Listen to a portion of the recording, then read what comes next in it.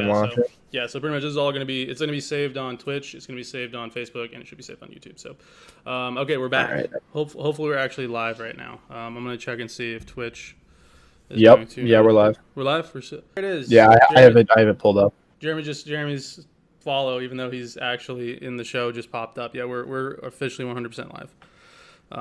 And I'm assuming that's you. Yeah.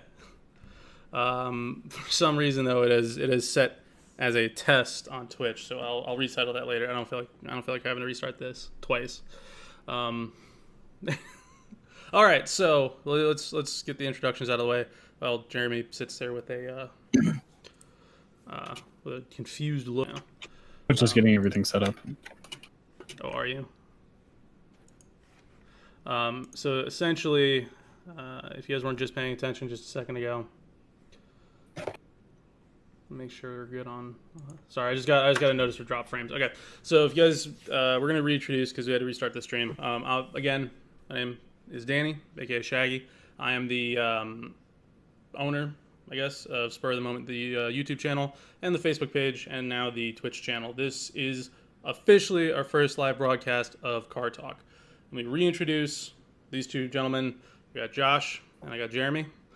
Josh is a friend of ours who lives on the East Coast, and Jeremy is currently on the West Coast. So we are like, and I'm in the lower middle half of the country. So we got pretty wide, pretty girthy amalgamation of opinions here tonight. So yeah, no, right, a great one. Thank God this stream is 18 plus. So man saying girthy drives two Miatas. Hey. Don't make me come over there, Mr. Scooter, Mr. Honda moped driver. You want to go there? I was going to say, because it's funny because I have a big-ass motorcycle, but also a fucking small import car. You have a Volkswagen, okay? You just enjoy punishment. That's all. He has to drive his motorcycle because his Volkswagen can't get out the driveway with the electrical issues. That's actually not true. I haven't had any electrical issues with it, but that's because it's new and not a rusty piece of shit yet. Like the Mark IV? You know, say what you want about Mark IVs and their electrical gremlins, because trust me, they had plenty, but neither of the two that ever left me stranded once. Oh, until someone smashed into your Mark IV. Well, I smashed into someone, but, you know, same shit. Anywho, so... not my fault. Anywho, so we're here doing the official first Car Talk. This is pretty much just a hangout. We're gonna talk. There's a whole bunch of like myriad of topics we're gonna be talking about tonight. Hopefully you guys can see it in the title. We are gonna be talking about something that is kind of something I think we're all more or less familiar with, which is, you know, the newer trucks, the big three, obviously, in the truck world. We're also talking about some electric vehicles tonight too, just because it kind of ends up meshing together, especially with like the release of the new Tesla truck coming up really soon. I think it's supposed to be dropping the end of the year or beginning of this coming year, right? I think they're supposed to start shipping in January. That's what I thought. So yeah, so like it's coming up soon, and it just kind of falls into this. But to start off the night, I mean, let's just go around the table of the big three truck manufacturers. Which one do you guys like the most? I'm a Ford guy, but hold on. Going back to the Cybertruck, scheduled to release late 2021 for the single motor rear-wheel drive, and late 2022 for the dual motor all-wheel drive.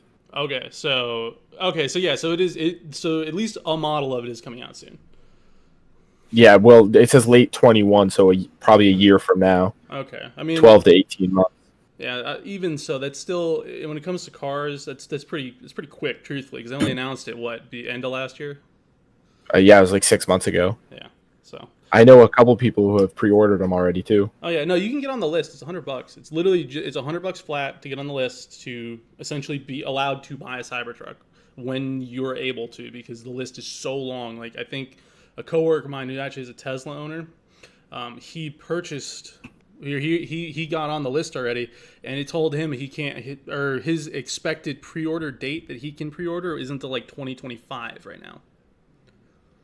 What is this?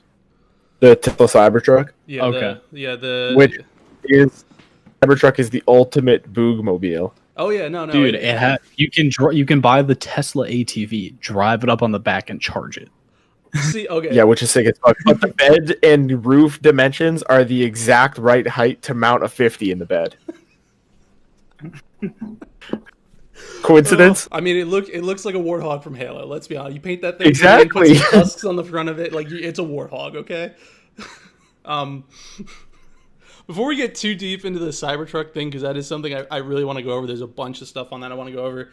Let's go ahead and let's go do the what we were doing. So obviously, like I said, the question I asked, what is y'all's favorite of the big three truck companies? And Tesla does not count right now. Okay. The big three. I'm a Ford guy through and through. Mm-hmm. Yeah, I mean, if we're talking about trucks, it's probably gonna be Ford, just because I love them much and I really want to get one soon. See, again, like you guys know, I'm a Ford guy. I have a 7.3. Literally, the picture on Twitch is my 7.3 sitting there. So we're all kind of Ford guys, but I'm not gonna lie. I like the new Chevy. I do. See, I think the new Chevys, the 1500s, I think they're very ugly, personally. Well, the 1500 GMCs don't look as bad, but the Super Duties, or sorry, not Super Duties, but the HDs, the 25 and 3500s look. Yeah, the HDs, they look pretty cool. My neighbor just bought one. Well, are we only talking about trucks, or are we talking about just like all lineups that they have? Well, no, and like the choices that they've made recently. Just in the trucks, because for right now, because we can definitely get into the whole lineups later of the big three, because that's a huge thing. Like, let's be honest, there's so much that has changed, and just in those three companies alone in the last couple back, the mock badge for a Mustang, for God's sakes. It's gonna be sick. The Bronco's coming back. The Bronco is set to release in like a month, literally. And I don't know if you guys saw this, but the original. Do you guys see what the original release date for the Bronco was? No, I did not. It was set to release on O.J. Simpson's birthday. I did see that, actually. I did see that. I thought it was fake. Total coincidence, says Ford, and then they moved it back because of I'm assuming because of COVID, truthfully. But I'm intrigued because like there's so much changing in that regard. But when we're looking at it, like the way I want to look at this conversation is mainly like is just the Chevys, like the 2500s, the 3500s, and the 1500s, Dodges or Rams, Rams 15. 25 and 35, and the Ford F-150, F-250, and F-350, and subsequently the Raptor as well, because it's literally just an off-road F-150. I mean, personally, yeah, it's like a pre-runner wannabe F-150. Yeah, I mean, you can make them like you can make them into a legitimate pre-runner.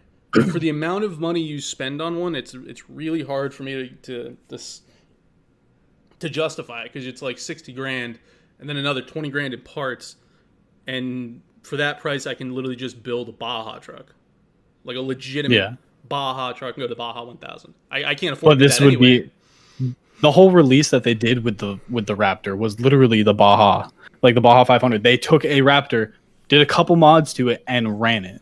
Oh yeah, no, don't get me wrong, it'll do it. Like there's been proof that like something like that can make it through. But then once they did that, you see Chevy made one, and then Ram made one as well. Ram made the Rebel, and in my opinion, I think they overdid it a little bit. Truthfully, not to mention I missed the 6.2. I missed the 6.2 in a Raptor. That was just like, come on. Yeah, now they have a twin turbo V6 in them, right? It's an Eco. But I mean, don't get me wrong. I have a buddy of mine who has a newer F-150 with one of those in it, and that thing spits. My dad had the 2013 150 with EcoBoost, which was the last year of the twin turbo 3.5. It was 380 horse, 420 foot-pounds of torque at the crank, and that thing was great. We all lined up with sled trailers going up north one time on 93. We had us in the EcoBoost, 4 guys, 4 sleds full of gear. We had a Chevy 2500 gas job, the 5.3, same thing, 4 sleds, 4 guys, 4 sets of gears, and we had another F-150 with the big V8 in it. I don't remember what the big V8 was in that year, but it was the same. The fucking EcoBoost pulled away from all of them. They couldn't keep up. Which I will give Dodge one thing.